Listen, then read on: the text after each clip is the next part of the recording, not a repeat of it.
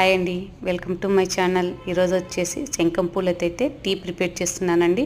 ఇది వచ్చేసి శంఖం పూలు ఎన్నో ఉపయోగాలు ఉన్నాయండి. శంఖం పూలతో మనకి ఆయుర్వేదంలో కానీ అలాగే నేను గూగుల్లో సెర్చ్ చేసి చాలా ఉపయోగాలు ఉన్నాయండి. వీటి గురించి తెలుసుకున్నాను. తర్వాత అయితే నేను టీ ప్రిపేర్ చేసుకుంటున్నానండి.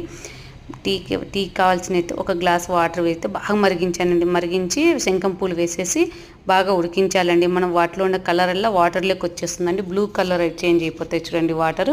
ఇలా బ్లూ అయిన తర్వాత మనమైతే మొత్తం ఫిల్టర్ చేసేసుకోవాలి. చేసేసుకున్న తర్వాత హాఫ్ చెక్క లెమన్ జ్యూస్ పిండాలండి. లెమన్ పిండంగానే మనకైతే బ్లూ కలర్ ఉండేది కాస్త పర్పుల్ అవుతుందండి. విటమిన్ సి ఉంటుంది కదా, అందుకు కలర్ చేంజ్ అవుతుంది.